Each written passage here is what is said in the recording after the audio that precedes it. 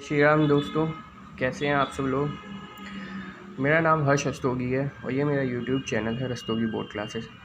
इसमें आपको हर एक तरह का कंटेंट प्रोवाइड होएगा एजुकेशनल वैल्यूज़ के अकॉर्डिंग, ठीक है।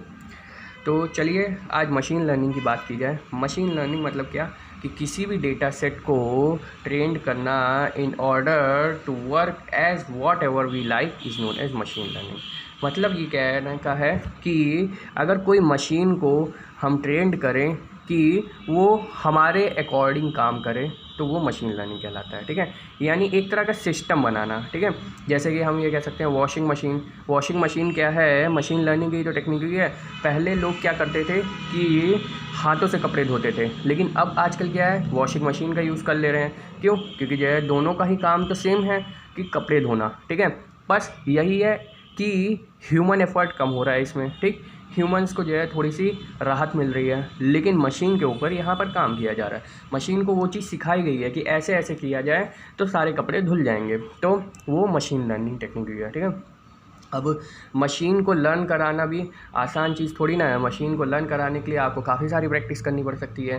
तो ये जो मशीन को अगर सिखाने की तकनीक है, ये भी मेनली 2 टाइप्स में लगभग होती है, 2 या 3 टाइप्स में आप कह सकते हैं, ठीक।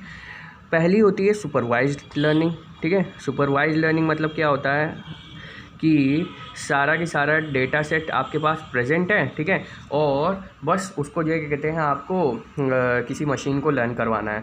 मतलब इसके लिए आपको जो है कोई दूसरा डेटा सेट खोजना वोजना नहीं पड़ेगा, वो सब की सब प्रेजेंट रहेगा। उसको बस आपको किसी मशीन के अंदर लर्न करवा देना है, यानी रटा देना है, और वो मशीन उसके ऊपर काम करने लग जाएगी। जैसे मैंने बताया वॉशिंग मशीन है, तो वो सुपरवाइज लर्निंग टेक्निक पे ही वर्क करेगी, क्योंकि वो बनाती है एक एम्बेडेड सिस्टम। एम्बेडेड सिस्टम मतलब क्या कि वो जो सिस्टम बनेगा ना, वो सिर्फ और सिर्फ एक ही वर्क पे ही काम करेगा, ठीक है। अब ऐसा तो है नहीं कि वॉशिंग मशीन जो कहते हैं टेलीविज़न का काम कर ले, नहीं कर सकती ना। तो इसीलिए ये सुपरवाइज लर्निंग कहलाती है, ठीक। एक ही चीज़ पे काम करती है, बस ये ध्यान रखिएगा आप। तो सुपरवाइज लर्निंग ये है। और हाँ, इसमें सारे के सारे डेटा सेट्स प्रेजेंट रहते हैं। डेटा सेट्स जितने भी हो सकते हैं वो प्रेजेंट रहते हैं, ठीक। और एल्गोज़ भी रहती हैं। एल्गो मतलब क्या? एल्गोरिथम्स, ठीक है। एल्गो भी प्रेजेंट रहती हैं। अब आती है बात अनसुपरवाइज्ड लर्निंग की, ठीक है। अनसुपरवाइज मतलब क्या कि इसमें कोई भी डेटा सेट नोन तो रहता नहीं है। नोन नहीं रहता मतलब क्या कि हमको कौन सा डेटा सेट यूज़ करना है ये नहीं पता होता है, ठीक है। और किस तरह से किसी मशीन को ट्रेन करना है ये सब भी नहीं पता रहता है, ठीक। तो इसके लिए जो है क्या कहते हैं, हम ये कह सकते हैं कि जो सिस्टम बनता है वो अनसर्टेनिटी टाइप का सिस्टम बन सकता है। हो सकता है कि इसमें कोई डेटा सेट काम कर जाए और हो सकता है कि कोई डेटा सेट काम ना करे। काम दोनों का यही है कि दोनों को ही एम्बेडेड सिस्टम ही बनाना है, ठीक है। ये भी एम्बेडेड सिस्टम ही बनाएगा, कोई अलग सिस्टम नहीं बनाएगा। पर ये है कि ये प्रेडिक्शन करेगा, प्रेडिक्शन की टेक्नोलॉजी पे काम करेगा। प्रेडिक्शन, ठीक है, मतलब कि ये प्रोबेबिलिटी होएगी कि ये जो एल्गोरिथम लगा रहा है वो चल जाए, और हो सकता है ना भी चले, ठीक है। तो ये अनसुपरवाइज्ड लर्निंग टेक्निक के अंदर होता है, ठीक। अब जो है आती है एक और टेक्निक जिसको कहते हैं सेमी सुपरवाइज्ड, ठीक है। सेमी सुपरवाइज्ड मतलब क्या कि इसमें आधे अधूरी चीज़ें पता होती हैं। आधी अधूरी चीज़ें मतलब क्या कि इसमें थोड़ी बहुत एल्गोस पता रहेंगी, सम एल्गो यहाँ पर प्रेजेंट रहेंगे, ठीक। सम डेटा सेट्स भी प्रेजेंट रहेंगे, ठीक।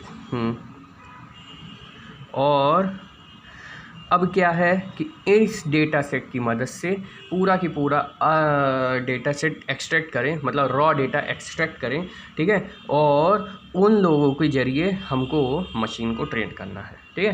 तो ये क्या है कि आधी अधूरी इन्फॉर्मेशन इसने दे दी कि थोड़ा बहुत डेटा सेट्स प्रेजेंट है, थोड़ी बहुत एल्गो प्रेजेंट है। अब बाकी आगे आप अपना दिमाग लगाओ, आगे आप अपनी प्रोबेबिलिटी लगाओ कि कैसे हम जो कहते हैं डाटा निकाल सकते हैं।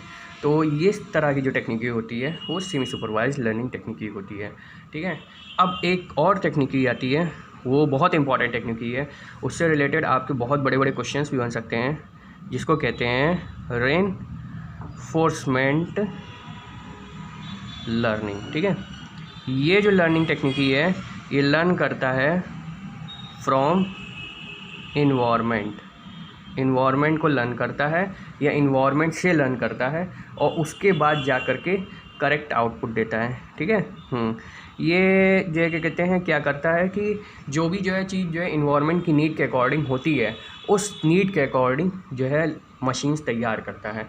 जैसे हमको पहले वेदर प्रेडिक्शंस के बारे में कोई ऐसी नॉलेज नहीं थी, लेकिन अब हम एक्यूरेट वेदर प्रेडिक्शन निकाल सकते हैं क्योंकि उसके लिए कोई मशीन, कोई तकनीक जो है तैयार की गई है, ठीक है। तो उसी के अकॉर्डिंग हम जो है वेदर का प्रेडिक्शन एक्यूरेट कर सकते हैं, और ये रीइंफोर्समेंट लर्निंग का ही जो है क्या कहते हैं एग्जांपल है, ठीक है, वेदर प्रेडिक्शन वाला, ठीक है।